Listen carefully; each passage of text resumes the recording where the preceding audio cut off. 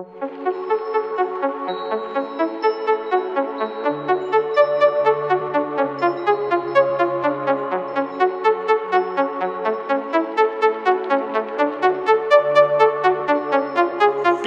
कहानी। शिक्षा पाए, कर्मशील बने, ब्याज के पैसों से अकर्मण्य नहीं। नमो सिद्धानम। श्री सद्गुरुनाथाय नमः। इस लोक में विराजमान ज्ञानी, ध्यानी, त्यागी, तपस्वी समस्त ऊर्जावान महापुरुषों के चरणों में कोटिशः वंदन। किसी ने बहुत सुंदर बात कही है, शिक्षा सबसे शक्तिशाली हथियार है जिसका उपयोग आप दुनिया को बदलने के लिए कर सकते हैं। दो मित्र अपने घर पे बैठ के आपस में बातें कर रहे थे।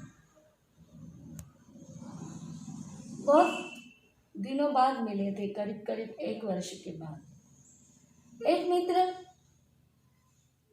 कुछ कहता पर दूसरे मित्र का ध्यान कहीं और ही था।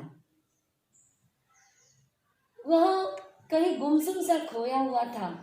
पहला मित्र कुछ कहता, कुछ बोलता, वह कुछ और ही जवाब देता। अनमना सा बैठा हुआ था, मन कहीं उलझा हुआ था। उस मित्र ने पूछा कि भाई, मैं करीब तुम्हें 1 वर्ष बाद मिलने के लिए आया हूँ। क्या तुम्हारा और मेरा पहले का जो प्रेम था, प्रेम संबंध था, वह खत्म हो चुका है? तुम्हारा मेरे प्रति कोई स्नेह नहीं रहा? तुम बिल्कुल भी मेरे तरफ ध्यान नहीं दे रहे हो। आखिर बात क्या है? तब वह मित्र कहता है अपने मित्र को कि भाई, मेरा पुत्र विदेश जा रहा है, उसे मैं पढ़ने के लिए अमेरिका भेज रहा हूँ और उसका सामान क्या क्या लाना है, उसकी किताबों का खर्च, पढ़ाई की व्यवस्था, और अब वह विदेश चला जाएगा तो इस आनंद भवन में मैं अकेला ही रह जाऊंगा। यही सारी बातें मेरे दिमाग में चल रही है। इसी वजह से मैं तुम्हारी बातों की तरफ ध्यान नहीं दे पा रहा था, मुझे क्षमा करना। तब वह दूसरा मित्र कहता है कि मित्र, तुम अपने पुत्र को पढ़ाने लिखाने के लिए विदेश भेज रहे हो, वहाँ तो काफ़ी खर्चा हो जाएगा, करीब करीब लाखों रुपए लग जाएंगे। तो ऐसा करने से तो अच्छा है कि वह पैसे यदि तुम बैंक में डाल दो, किसी को ब्याज से दे दो, तो उस ब्याज से ही तुम्हारा पुत्र बैठ करके आराम से खा सकेगा, उसे कोई कष्ट करने की आवश्यकता नहीं रहेगी।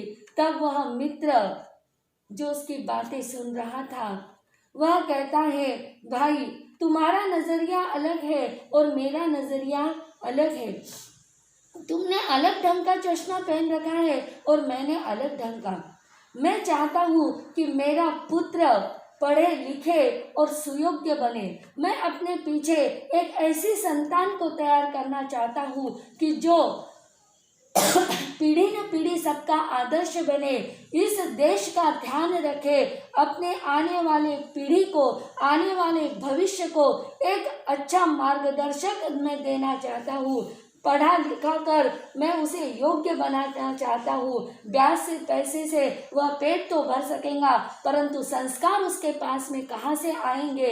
वह अकर्मण्य बन जाएगा, कर्मशील नहीं रहेगा। मैं उसे कर्मशील बनाना चाहता हूँ, पुरुषार्थी बनाना चाहता हूँ, उद्यमी बनाना चाहता हूँ। भाइयों और बहनों, वह जो कहने वाले थे, वह जो मित्र थे, वह और कोई नहीं बल्कि पंडित जवाहरलाल नेहरू के पिता श्रीमान मोतीलाल जी नेहरू थे।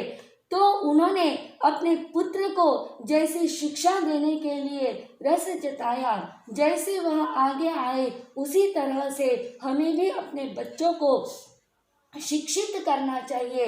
पैसे भले ही कम ज़्यादा हो, जीवन में ज्ञान पाना अत्यंत ज़रूरी है। धन तो आना जाना लगा ही रहता है, परंतु जीवन में श्रम और शिक्षा अत्यंत महत्वपूर्ण है। इन्हीं शुभ विचारों के साथ ओम शांति।